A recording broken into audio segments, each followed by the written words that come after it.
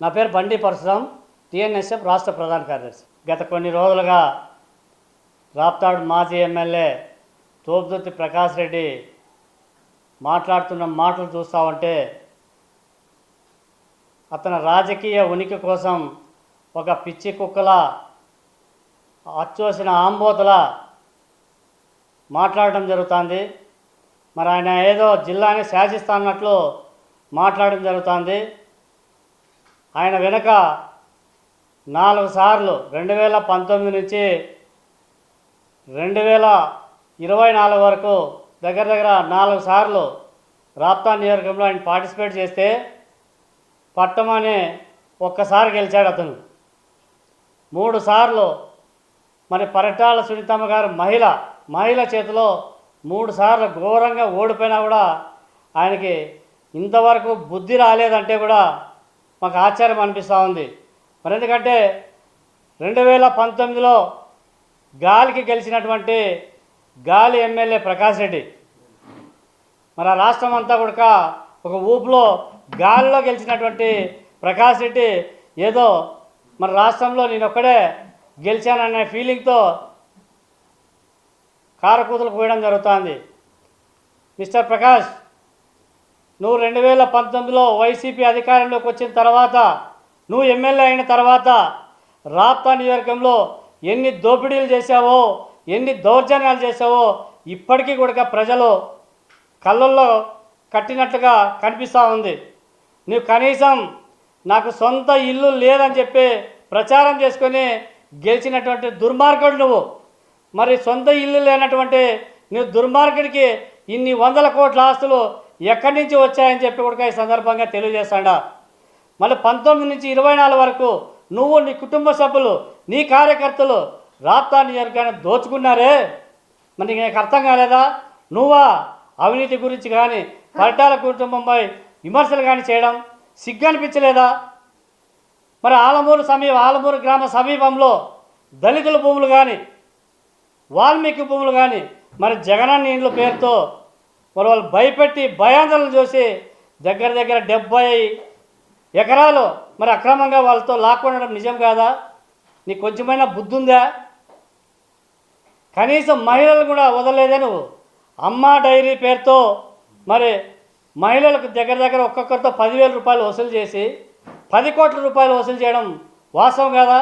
మరి అమ్మా డైరీ లాస్ట్లో మళ్ళీ 3 సంవత్సరాలు పూర్తయిన తర్వాత లాస్ట్లో పెట్టి మరి పాడి రైతులతో పాలు పోపించుకొని కనీసం పాడి రైతులకు బిల్లులు కూడా పాల బిల్లులు కూడా చెల్లించలేనటువంటి ఒక దుర్మార్గుడు, అసమర్థుడు నువ్వు కాదా?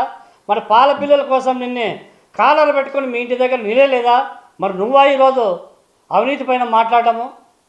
మరి ఈరోజు నీ అధికారం పోయింది, నువ్వు ధైర్యంగా తిరుగుతున్నావు అంటే దానికి కారణం పరిటాల సునీతమ్మ అనేది కూడా గుర్తుపెట్టుకో. నువ్వు చేసినటువంటి రౌడిజం, నువ్వు చేసినటువంటి దౌర్జన్యాలు, నువ్వు చేసినటువంటి దొంగల ముఠ పాలనను నిన్ను ఎప్పుడో జిల్లా నుంచి బహిష్కరించాలా, నిన్ను ఎప్పుడో జిల్లా నుంచి తరిమి కొట్టాలా, నిన్ను గుడ్డలు ఉడిచి తండ్రి మరి బయటికి నూకాల. అయినా కూడా పరిటాల సునీతమ్మ గారి భిక్ష వల్ల ఈరోజు రాప్తా నియోజకవర్గంలో తిరుగుతాండవు. నువ్వు పరిటాల కుటుంబం పైన మాట్లాడతావు. 2024లో తెలుగుదేశం పార్టీ అధికారంలోకి వచ్చిన వెంటనే పరిటాల సునీతమ్మ గారి సారథ్యంలో రాప్తా నియోజకవర్గంలో 1,000 కోట్ల రూపాయలు వెచ్చించి అభివృద్ధి చేసినటువంటి ఘనత మరి పరిటాల కుటుంబాన్ని. ప్రతి గ్రామంలోనూ దగ్గర 50 లక్షల నుంచి 80 లక్షల దాకా సిమెంట్ రోడ్లు వేసిన ఘనత మరి పరిటాల సునీతమ్మ గారు. మరి రాప్తా నియోజకవర్గంలో శాశ్వతంగా సాగునీరు అందించాలని చెప్పి పేరూరు డ్యామ్కి 805 కోట్ల రూపాయలు ఇచ్చినటువంటి ఘనత పరిటాల సునీతమ్మ గారు. ప్రతి గ్రామానికి తాగునీరు కోసం వాటర్ ప్లాంట్ నిర్మించినటువంటి ఘనత పరిటాల సునీతమ్మ గారిది. మరి అదేవిధంగా ప్రతి రైతు లక్షాధికారి కావాలని చెప్పి ఉద్దేశంతో ప్రతి గ్రామానికి సాగునీరు అందించినటువంటి ఘనత పరిటాల సునీతమ్మ గారిది. నిరంతరం నిద్ర లేకోకుండా రాప్తా నియోజకవర్గాన్ని అభివృద్ధి వైపు నడిపిస్తూ ఉంటే అది జీర్ణించుకోలేనటువంటి ఒక దద్దమ్మ ఈరోజు పరిటాల కుటుంబం ఏం చేస్తూ ఉంది, ఏం పీక్కుంటుంది, నా ఎంట్రీ పీక్కుంటారా అని చెప్పి మాట్లాడతావా? ప్రకాష్, ఖబర్దార్, నోటికి అడ్డు అదుపు లేకుండా మాట్లాడుతాండావు, తగిన మూలం చెల్లించుకుంటావని చెప్పి సందర్భంగా హెచ్చరిస్తాడా. పరిటాల కుటుంబం ఏం చేస్తుంది? పరిటాల కుటుంబం అభివృద్ధి చేస్తుంది, గుర్తుపెట్టుకో. ఆ పరిటాల కుటుంబం ఏం పీక్కుంటుందా? నిజంగా పరిటాల కుటుంబం పీకాలనుకుంటే ఒక్క క్షణం నువ్వు ఉండలేవు జిల్లాలో. ఈరోజు చెప్తున్నాం ధైర్యంగా, పరిటాల కుటుంబం అభిమానులుగా, తెలుగుదేశం పార్టీ కార్యకర్తలుగా నువ్వేం పీక్కుంటావు? నువ్వేం పీక్తావు? 2019 నుంచి 2024 వరకు నువ్వేం పీకినావు చెప్పు. నువ్వు చేసినటువంటి బెదిరింపులకి మా వెంట్రకు కూడా తెగలే, మా వెంట్రకు కూడా తెగలేదు. బాగా గుర్తుపెట్టుకో. నోటికి అడ్డు అదుపు లేకుండా మాట్లాడితే చూస్తా ఊరుకోం, తన్ని మరి రాజకీయ సమాజ్ చేయడానికి సిద్ధంగా ఉన్నాం. మరి అదేవిధంగా మొన్నటి రోజు ఎక్కడో ప్రొద్దుటూరు నుంచి వస్తూ ఉంటే అన్ఎక్స్పెక్టెడ్గా అక్కడ ఇన్సిడెంట్ లేదు, యాక్సిడెంట్ లేదు. ఏదో టిప్పర్ డ్రైవర్ దానంతకు ఆయన క్రాస్ చేస్తూ ఉంటే ఆ క్రాసింగ్లో నువ్వు ఓవర్ స్పీడ్ వచ్చింది కాక, నువ్వు బ్రేక్ సకాలంలో వేయలేక టిప్పర్కి అడ్డం పోయి నన్ను చంపడానికి పరిటాల కుటుంబము మరి కళ్యాణదుర్గం ఎమ్మెల్యే సురేంద్రబాబు గారు ప్రయత్నం చేస్తారని చెప్పి తప్పుడు కూతురు కూస్తావా? నువ్వేమైనా పెద్ద పాలే కానివా? నువ్వు నారా లోకేష్ గారి గురించి మాట్లాడతావా? నారా లోకేష్ గారి గురించి విమర్శిస్తావా? నారా లోకేష్ గారు నన్ను చంపాలని ప్రయత్నం చేస్తానని చెప్పి చెప్పుకుంటాడావా? నీ రాజకీయ ఉనికి కోసం, నీ రాప్తా నియోజకవర్గంలో నీ టికెట్ కోసం నువ్వేదో మాట్లాడాలనుకుంటే ప్రజలు ఎవరు ఉపేక్షించరు. నారా లోకేష్ గారు రాష్ట్రం అంతా తిరుగుతున్నారు, రాష్ట్రం అంతా అభివృద్ధి చెందాలని చెప్పి ప్రయత్నం చేస్తున్నారు. రాష్ట్రంలో ఉన్నటువంటి ప్రతి పేద విద్యార్థి ఉన్నత చదువులు చదవాలని చెప్పి ఆయన ప్రయత్నం చేయడం జరుగుతుంది. నువ్వు ఆఫ్టర్ ఆల్ నీ గురించి నారా లోకేష్ గారు ఆలోచించాల్సినంత అవసరమే లేదు, ఆ స్థాయి కాదు నీది. నువ్వెందుకు అంత గొప్పలు చెప్పుకుంటాడావు? గత చరిత్ర చూస్తే మరి పరిటాల కుటుంబం గురించి మాట్లాడతావు, హత్యలు చేస్తారు, హత్య రాజకీయాలు చేస్తారని. గత చరిత్ర చూస్తే నువ్వు కానీ మీ అన్నలు ఇద్దరు కానీ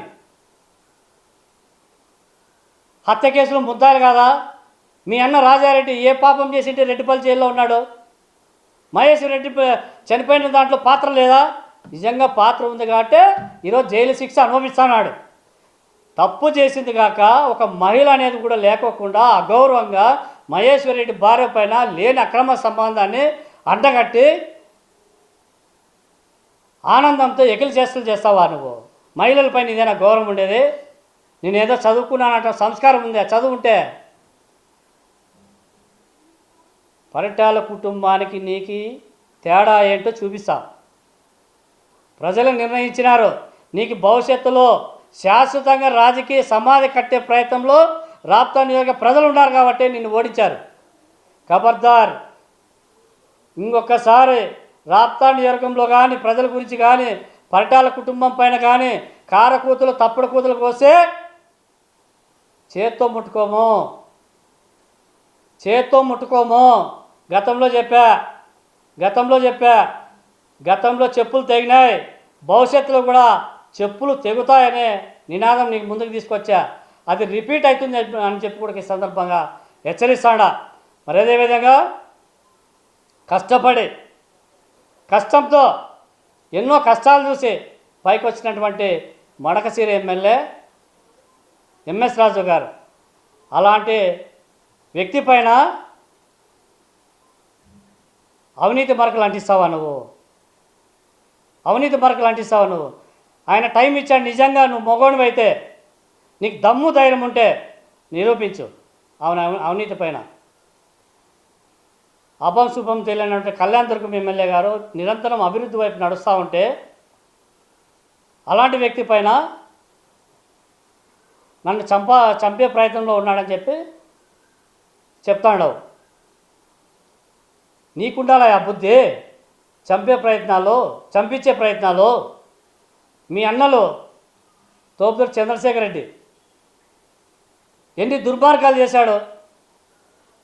కనీసం అన్నదమ్ముల మీద భూతగాదాలు పెట్టి చంపాలనే ప్రయత్నం చేసి మా గ్రామంలో బిఆర్ఆర్ గ్రామంలో నిలదీశారు. చెప్పులతో కొట్టే ప్రయత్నం చేసినారు మీ అన్నని. ఇంకా సిగ్గురాల మీకు? బిఆర్ఆర్ గ్రామంలో మా పైన చేసినటువంటి దౌర్జన్యాలు, అవినీతిని నిలదీశారు మా గ్రామ ప్రజలు. చెప్పులతో కొట్టే ప్రయత్నం చేశారు. ఇంకా సిగ్గురాల మీకు? మర్యాదగా ఉంటే మర్యాద, నీకేదన్నా ఉంటే రా రాజకీయం చేయి, అభివృద్ధికి సహకరించు. ఏదో నీ రాజకీయ భవిష్యత్తు కోసం పోరాటాలు పక్కన పెట్టి ఇష్టానుసారంగా పరిటాల కుటుంబం పైన, తెలుగుదేశం పార్టీ నాయకులపైన, నారా లోకేష్ గారి పైన విమర్శలు చేస్తే నన్ను జగన్మోహన్ రెడ్డి గారు గుర్తిస్తాడని చెప్పి ఆలోచన చేస్తే తెలుగుదేశం పార్టీ కార్యకర్తలుగా ఊరుకునేది లేదు. నిన్ను గుడ్డలు ఉడితీసి జిల్లా నుంచి తరమేయడానికి సిద్ధంగా ఉండని చెప్పి సందర్భంగా హెచ్చరిస్తూ ఉన్నారు. మరి అదేవిధంగా 2029లో వైసీపీ గవర్నమెంట్ వస్తుంది, జగన్మోహన్ రెడ్డి సీఎం అవుతాడు. జగన్మోహన్ రెడ్డి సీఎం అయిన వెంటనే రాప్తా నియోజకవర్గంలో ఏదో తోపుదుర్తి రాజ్యాంగం అంట, తోపుదుర్తి రాజ్యాంగం నడుస్తుంది. ఆ రోజు జగన్మోహన్ రెడ్డి చెప్పినా కూడా వినే ప్రసక్తి లేదు, ఒక్కొక్కటిని తాట తీస్తామని చెప్పి ఏదో చెప్తాన్నాడు. నీ తోపుదుర్తి రాజ్యాంగానికి భయపడే ప్రసక్తి లేదు. నీ తోపుదుర్తి రాజ్యాంగం తీసుకొని నీ వెనక బ్యాక్ ప్యాకెట్లో పెట్టుకో. నీ వెనక బ్యాక్ ప్యాకెట్లో నీ రాజ్యాంగం కానీ నీ తోపుదుర్తి రాజ్యాంగాన్ని తీసి పెట్టుకో అని చెప్తాడా. నువ్వు తోపుదుర్తి అన్న పేరు ఉచ్చరించడానికి కూడా నీకు అర్హత లేదు.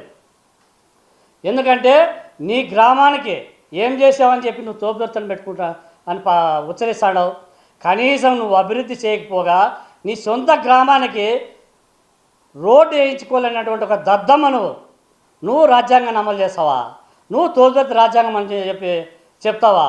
ప్రకాష్, బాగా గుర్తుపెట్టుకో, మరీ చెప్తుండా, నీ రాజ్యాంగం కానీ నీ తోపుదుర్తి రాజ్యాంగం కానీ తీసి వెనకాల నీ బ్యాక్ ప్యాకెట్లో పెట్టుకో అని చెప్పి హెచ్చరిస్తాడా.